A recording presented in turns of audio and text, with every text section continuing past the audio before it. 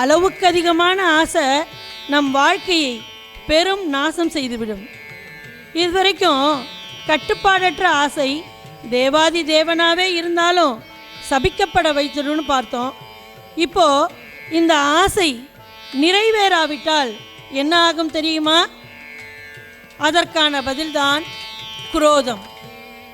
இதற்கு சரியான எடுத்துக்காட்டு அஸ்வத்தாமா. மிகப்பெரிய வீரன், குரு துரோணரின் மகன், வீரம், வலிமை, விழிப்புணர்வு கொண்டவன், அச்சம் அறியாதவன். இத்தனை இருந்தும் அவன் வாழ்க்கையை அழித்தது அவனுடைய கோபம். வீரன் மாவீரனவன் அஸ்வத்தாமனே, கோபம் மனதில் உதித்ததே, விரோதம் வளர்ந்ததே. வீரன் மாவீரனவன் அஸ்வத்தாமனே, குரோதம் கொண்டு வாழ்ந்து தன்மதி இழந்தனே. அவனது இந்த குரூர குரோதமானது என்ன செய்தது தெரியுமா? ஒரு இருள் சூழ்ந்த இரவு பாண்டவர்கள் வாழ்க்கையில் இருளை அள்ளி கொட்டியது. ஆம், இது யுத்தம் அல்ல, இது வீரத்தனமும் அல்ல, குரோதத்தின் உச்சம். தூங்கிக் கொண்டிருந்த பாண்டவ புத்திரர்களின் தூக்கத்தை அவன் நிரந்தரமாக்கினான்.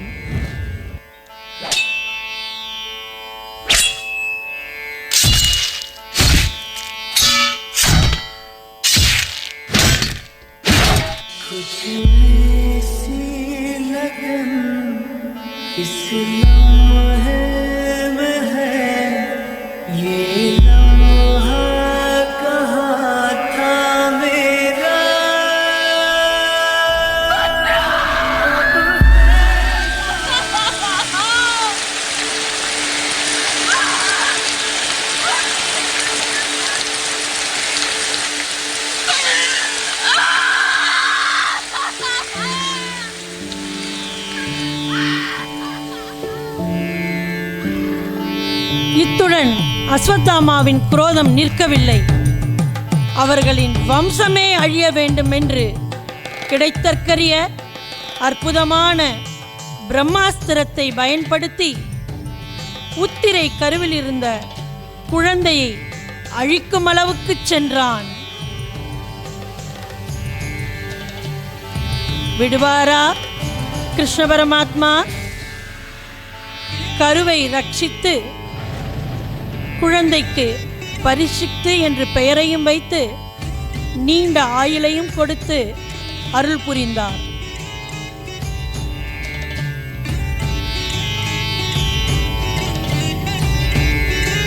அஸ்வத்தாமாவின் இந்த மாபெரும் குரோதத்திற்கு தண்டனையாக அவன் நெற்றியில் பிறப்பிலிருந்தே இருந்த அற்புத சக்தி கொண்ட சிந்தாமணி என்னும் கல்லை பிடுங்கி எறிந்தார்.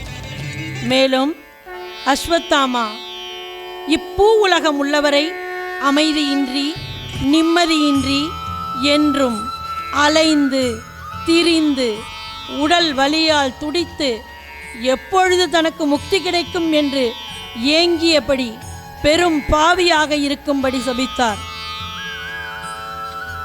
இதன் மூலம் கிருஷ்ண பரமாத்மா கூறுவது என்னவென்றால், ஒரு தவறான ஆசை ஒருவரின் வாழ்க்கையையே மாற்றும். அளவிலா குரூரம் ஒருவரின் உறவையே வேரோடு அழிக்கும். இந்த உலகின் உண்மையான வெற்றி என்ன தெரியுமா? நாம் பிறரை வெல்வது அல்ல, நாம் நம் மனதை வெல்வதே ஆகும்.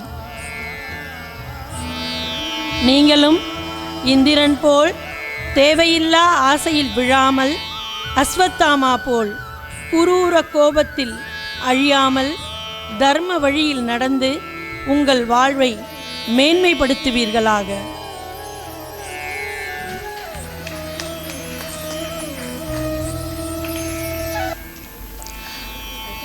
மக்களே, இதுவரை காம குரோதத்தால் ஏற்பட்ட விளைவுகளை பார்த்தோம்.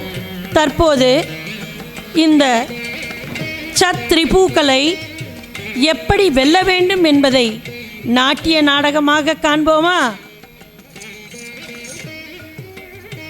நம் பாரத மக்கள் இயல்பாகவே என்றும் நல்ல மனம் படைத்தவர்கள்.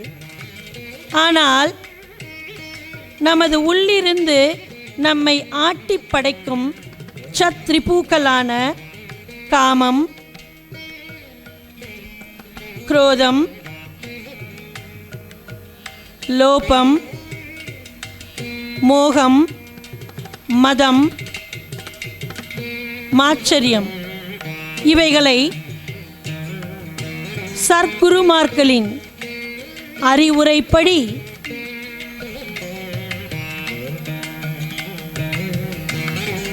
ரிப்புநாசனாகிய காலபைரவரின் அருளால் எப்படி கட்டுப்படுத்த வேண்டும் என்பதை ஒரு நாட்டிய நாடகமாக காண்போமா?